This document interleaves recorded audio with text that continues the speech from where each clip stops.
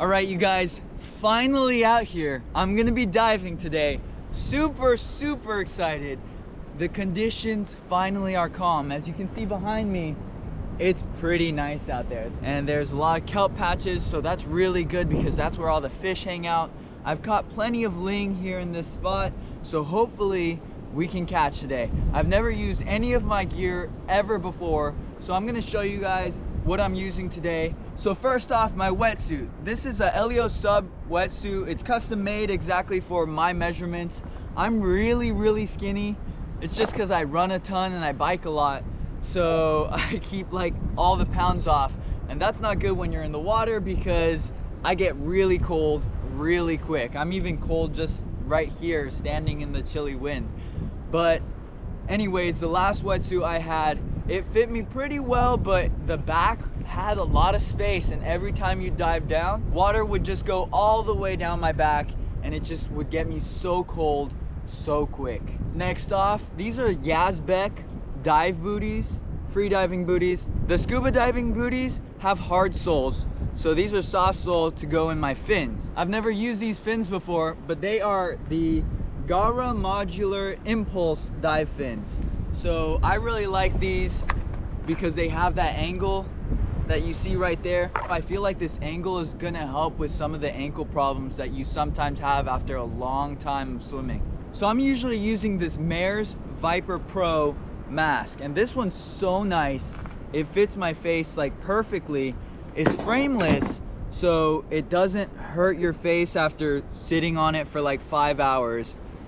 And it is very low volume. So one of the things about spearfishing is when you go down, you have to do this thing called pressurizing, where you kind of make sure that your ears are equalized with the pressure. That way you don't get really painful pressure on your ears. So like if you've ever gone to a swimming pool and you go down to the bottom, even at 8 feet, you start to get some painful pressure. That's because you're not equalized.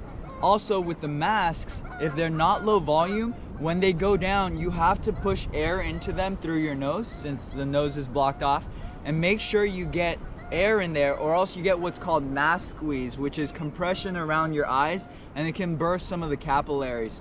And it pretty much just ends up with you having like really red eyes. So even though that's my go-to dive mask out of like the 5 or 6 dive masks that I've used, I'm going to be using a dive mask I've never used before because I'm trying to get you guys some good GoPro footage.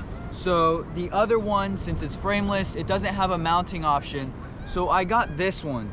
It's an Octo Mask. These have pretty good reviews. Some people say that the frames are kind of uncomfortable and also that the glass breaks really easily, but we'll see how that goes. I'm just using a Mare's basic style snorkel. I've had those ones that close up on the top, but they tend to get jammed with a bunch of sand, and it just ends up being a nightmare because you come up and you're trying to breathe and you can't because it's just jammed. So this is a Cressy dive knife.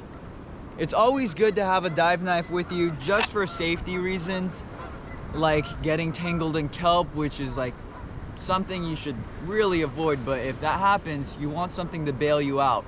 Also, for when you catch your fish, you need to gill them and bleed them out quickly so that way they don't suffer. And it's not always easy to get a headshot with a spear gun, so usually you have to finish them off with a knife. You guys have seen these before. These are the ones that I use to pick up crab. These are the Cressy Ultra Stretch, I think. They're really nice, really comfortable. They're 5mm gloves. My wetsuit, by the way, is 7mm. All right, then we've got our standard weights, 15 pounds. You need weight to keep you down because the neoprene floats a lot. So if you don't have weights, you won't be able to dive. This is quick spit. It's basically anti-fog, so. And then you've always got to have your dive light because a lot of these bigger fish are hiding in holes that don't have any light. So usually you dive down and then turn the light on, check out the hole, and you might find a fish there. Then I've got this Mare's Bandit. I've never used this before either because this was my dad's. So hopefully I'll keep catching fish with it, but we'll see today. I'm definitely not gonna go after perch. After like the dry spell I've had with the fishing rod, I was like, I'm just gonna shoot up all the perch I see. But you guys probably won't see me shoot any perch today just because they're really bony, they don't have that much meat, and you see tons of them usually in the water, so it's not that It's not that fun to catch them. One last thing I always use is I have to use conditioner on my body along with water to lubricate it, because this wetsuit is so skin tight that if you don't have any lubricant, you're gonna be pulling all your hair off. And getting inside the wetsuit is like the worst part of diving. It's just so slimy and gross, and then it gets really hot until you get in the water. It's just my least favorite part. My dad and I used to bring strawberry scented conditioner, and when I tell you guys that I was traumatized and I could not smell anything strawberry without feeling nauseous, that's how bad it was. All right, I'm all dressed in. I've got the knife right here. I'm about to put my gloves on. I'm about to put this GoPro onto the mask, see how it looks, just get the right angle before I go in the water, and then I'm all set to go in.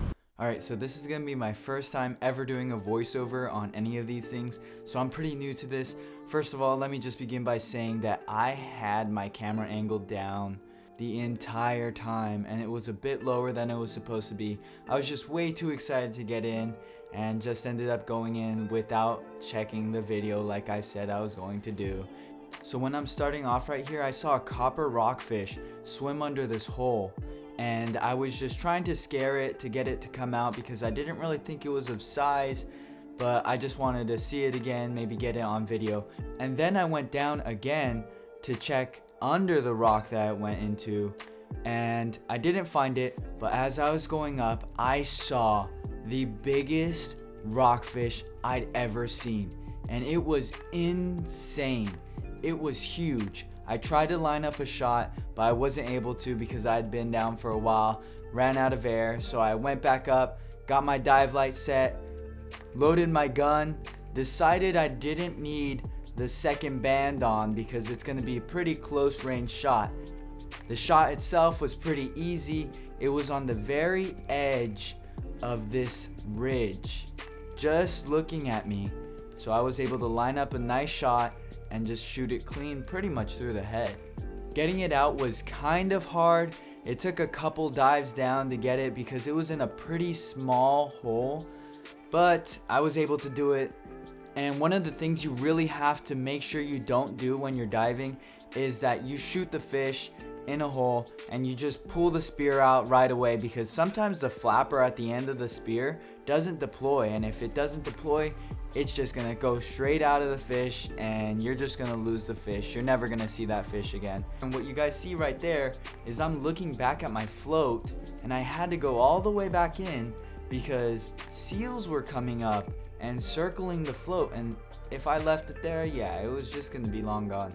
So I had to swim back in, but I wasn't too far out. I was maybe like 50 feet out. So what you guys see right here in this video is me holding my nose, and what you do to equalize is you pinch your nose and you put slight pressure of like air in your throat to go out your ears, and what this does is it equalizes the pressure of the water and make sure you don't get that pain that I was talking about earlier. So when I came back, I actually ended up finding the same spot I shot that fish, and I was looking for the copper rockfish again when I looked into a different hole and I saw a big fat fish head just staring right back at me. So I tried to line up the shot, but I kept just messing up, moving around, and I had to go back up for air. These fish, when they're in their holes, they'll just stay there, and if you don't mess around with them too much or spook them, they'll just stay and watch you, and they're pretty cautious, but if you go down and kind of dive at an angle towards them, then they won't really be too scared, they won't get too spooked, or they won't swim deeper into their hole. As I went down to the fish I saw in that hole though, a Cabezon bolted right out under the rock that I originally saw that copperhead rockfish, and it just stayed there on the side of the rock structure in the grass just looking at me. It was literally like 10 feet away from me, so it was the easiest shot, like in 4 feet of water. So I just slightly dove, lined up the shot, super easy catch. So then I went back down to the fish that I saw in a hole, and this one was supposed to be a big fish, so I was pretty excited. And what I didn't know this time is as I was lining up the shot, I didn't even have the gun loaded. I didn't even have a single band loaded right there. So I had to go back up and then try for the third time to get this fish. Loaded the gun, then went down. I really made so much of a commotion at the outside of this hole, but this fish was just chilling in there. He felt totally safe, and I just lined up the shot. Easy shot, no complications, a little party dance because I caught 3 fish in probably a matter of 40 minutes. All in the same spot too, like all within maybe 5 feet, 10 feet of each other. What's pretty interesting about these fish too is that in the water, when they're alive, they have all these vibrant colors. Like you can see this Cabezon is very marbled and it's like a brown and yellow. And then once they die, as you'll see in the end of the video when I show them off to you guys a bit closer, they're all black. And then like I mentioned before, you will see hundreds of perch just swimming around and they're not even scared of you. I've even had times where I point my spear gun at them and they come up and like kiss the end of the spear gun. Alright, right here, this was a really cool fish to see. That's a marbled black and white Cabezon. Pretty cool. Those things will just stay super still on a rock and you won't even see them.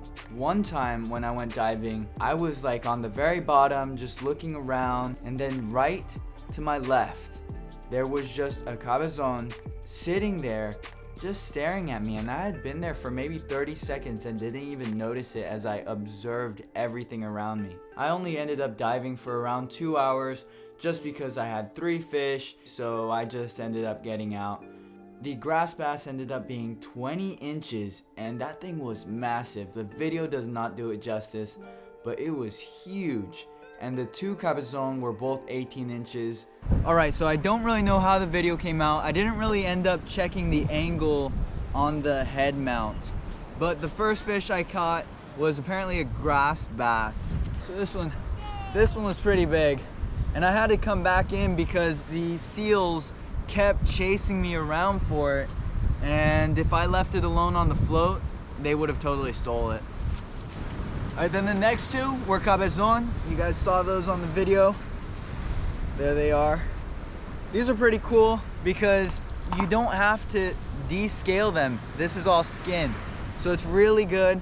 I really like these fish. These are like my favorite fish to eat.